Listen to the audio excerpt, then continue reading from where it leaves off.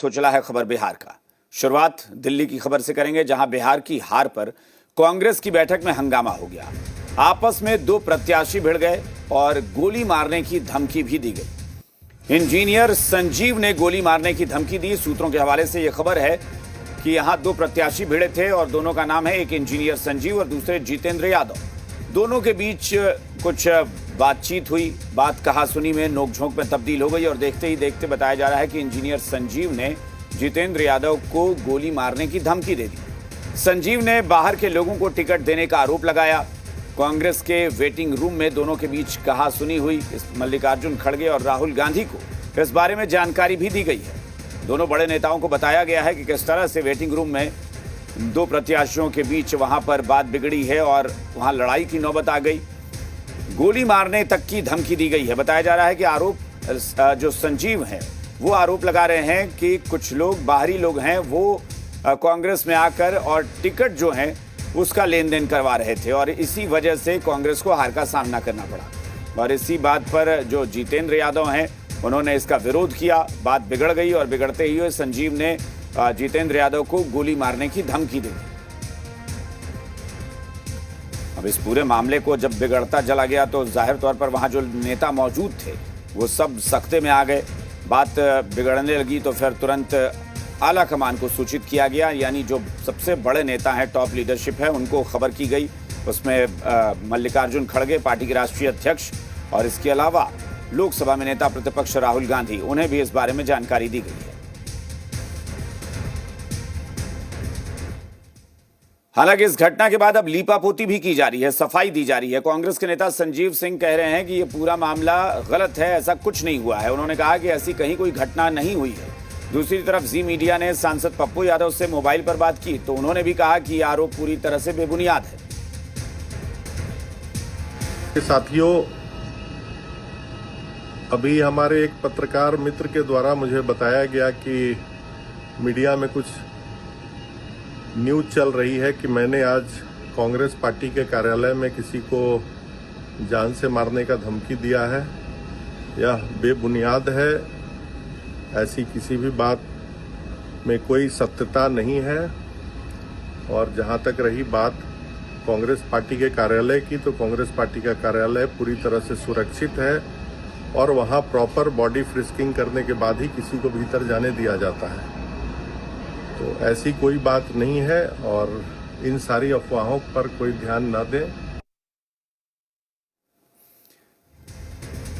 तो जरा देखिए कि सफाई क्या आ रही है। इंजीनियर संजीव जो हैं वो कह रहे हैं कि इनको किसी पत्रकार मित्र ने बताया कि आपके बारे में ऐसी खबरें चल रही हैं, वो कह रहे हैं बेबुनियाद है। और वो सफाई क्या दे रहे हैं कि वहां पर कांग्रेस के दफ्तर में जाने से पहले जो है वो जांच पड़ताल होती है कोई हथियार लेकर, जबकि ये किसी ने नहीं कहा कि आप हथियार लेकर गए थे। बताया ये जा रहा है कि आपने धमकी दी है।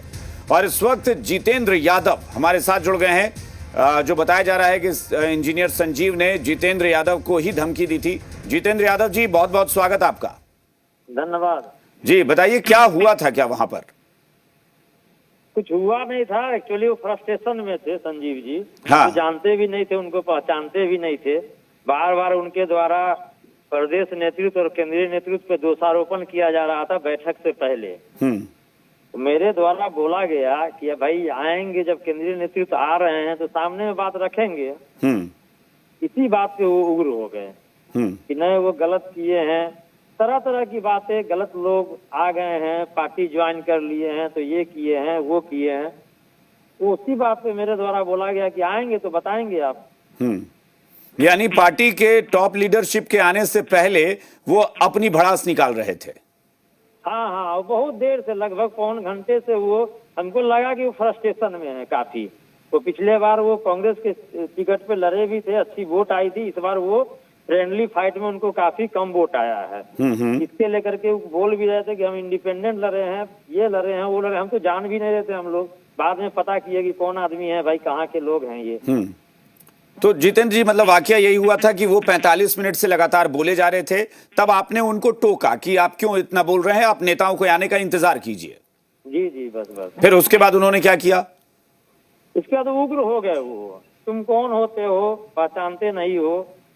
अच्छा, वो तू तड़ाक करने लगे उसके बाद? हाँ, तू तराक करने लगे, गोली मारने की धमकी देने लगे, इस तरह की बात हमको लगा फ्रस्ट्रेशन में है वो, इसलिए कि हम लोग उस बात को नोटिस भी नहीं लिए। पार्टी के कई लोग उनको बोले कि भाई स्थिर रहिए, आप इस तरह की बात मत कीजिए। नहीं तो आपने उनको टोका या फिर बाकी लोगों ने नहीं कहा कि जब आप उनसे आप करके बात कर रहे हैं तो वो आपसे तू तड़ाक क्यों कर रहे हैं? उनको समझाया किसी ने नहीं? उनको बोले कि इस तरह की बात नहीं होनी चाहिए।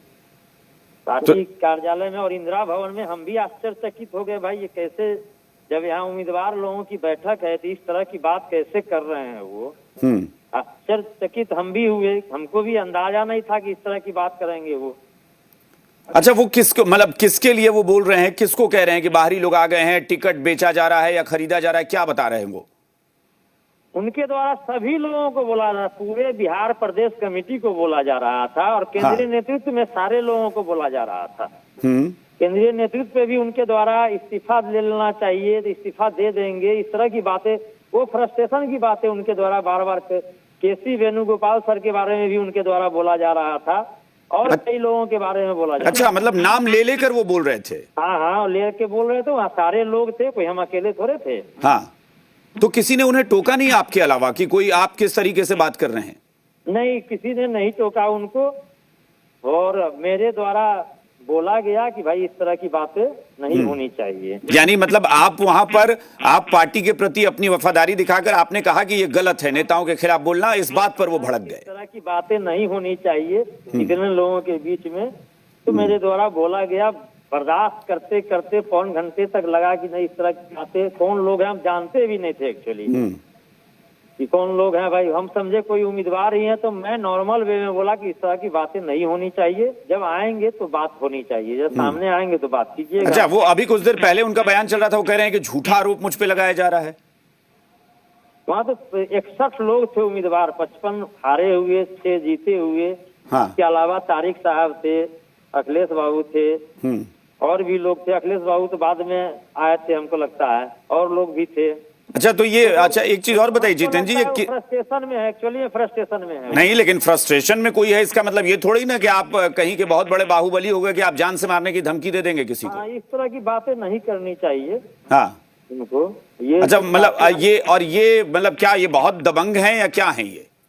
वो तो हमको पता नहीं है सर, पता नहीं है तो। अच्छा, ये क्या मतलब कह रहे हैं गोली मार देंगे? गोली मारने की बात कर रहे हैं? हाँ, वो गोली मारने का इशारा भी कर रहे थे। कि तुम चिंते नहीं हो, 9mm से तुमको दिखा देंगे पिस्टल, ये इस तरह की तरह की बातें हमको सुनाई भी नहीं पड़ा। लोग उनको घेरे हुए थे, हमको भी लोग बोले कि छोड़िए जितेंद्र जी, इनसे मत बात कीजिए, छोड़ दीजिए। अब तो मतलब मुझे मतलब चिंता भी हो रही है और हंसी भी आ रही है कि आप, सही बात है कि आप कह रहे हैं फ्रस्ट्रेशन में कि 9mm भी बता रहे हैं कि 9mm से गोली मार देंगे। हाँ, इस तरह की बातें कर रहे थे, इशारा कर रहे थे वो। हाँ। फ्रस्ट्रेशन नहीं तो और क्या है ये बताइए? इंदिरा भवन में किसी के द्वारा बोलना ये फ्रस्ट्रेशन नहीं है तो और क्या है? कांग्रेस कार्यालय, AICC के कार्यालय में इस तरह की बातें करना ये फ्रस्ट्रेशन नहीं है तो और इसको क्या कहा जाए? इस तरह से कोई मेरा जान पहचान, न कोई बात, न कोई दुश्मनी, न कोई दोस्ती, न कभी बात, इस तरह के लोग बात करते हैं तो क्या मतलब कहा जाएगा? बिल्कुल। तो क्या इस पर लग रहा है कि पार्टी कुछ संज्ञान ले रही है? इस मामले में शिकायत हुई है, शायद बताया जा रहा है कि राहुल गांधी तक बात पहुंची है। निश्चित रूप से मेरे द्वारा तो PCC के लोग तो बहुत लोग थे ही, और PCC को, बिहार प्रदेश कमेटी को मेरे द्वारा बताया भी गया है। जी, चलिए ठीक है जितेंद्र जी, हमसे बातचीत करने के लिए बहुत बहुत शुक्रिया।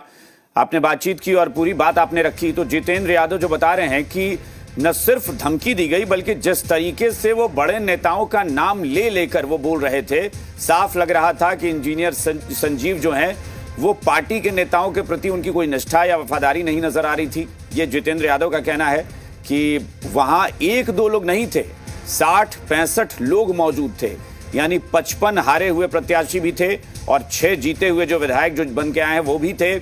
इसके अलावा अखिलेश प्रसाद सिंह थे, तारिक अनवर थे, यानी बिहार कांग्रेस के सारे बड़े दिग्गज नेता वहां पर मौजूद थे और सबके सामने ये घटना हुई है। इसका मतलब है कि प्रमाण की कोई कमी नहीं है। ये भले ही लीपापोती की जा रही हो, लेकिन सच्चाई यही है कि वहां पर गोली मारने की